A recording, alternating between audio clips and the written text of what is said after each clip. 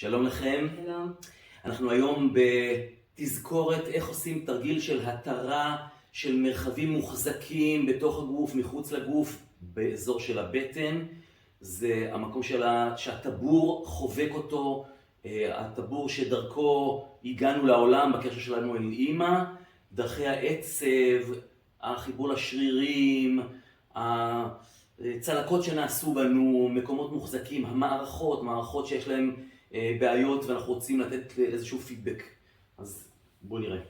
התרגול הזה מחבר אותי גם אל המרכז שלי ומאפשר לי להיות יותר יציבה בזמן שאני חיה את חיי. אז עמדת המוצא היא כפות רגליים ברוחב האגן. אני מכופפת מעט את הברכיים כדי לאפשר לעצם הזנב כאילו לרדת מטה לכיוון האדמה. כפות הידיים שלי מונחות על הבטן ואני מתחילה לנשום. את הנשימה אני מביאה אל הבטן, שואפת שאיפה עמוקה דרך הפה ומשם עד למעלה אל בית החזה.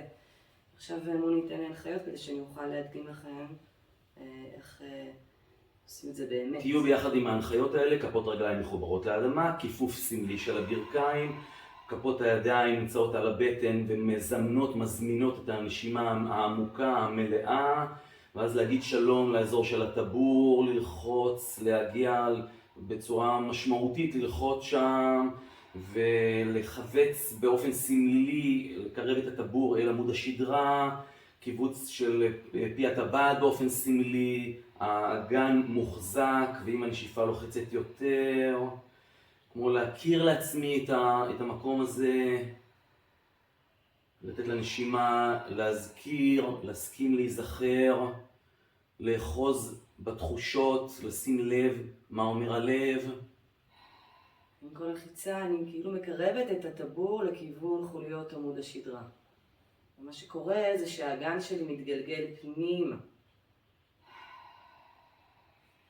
תוסיפי עוד תנועה, האגן מתגלגל פנימה, הסנטר מתקרב לחזה, הגב מתעגל יותר. אחלה.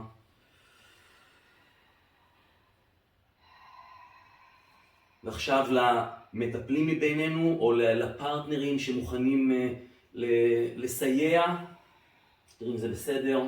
אחרי שסימנת לעצמך את הטבור, כף היד של המלווה מסובבת פנימה, לשים את היד על הטבור, ואז אני מסובב.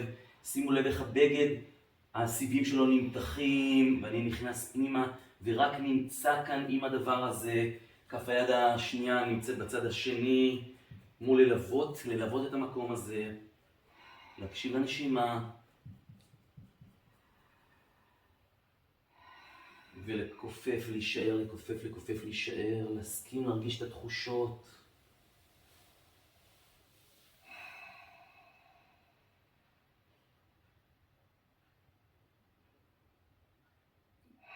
ונשימה עמוקה ותיפתחי, וקחי את הגוף.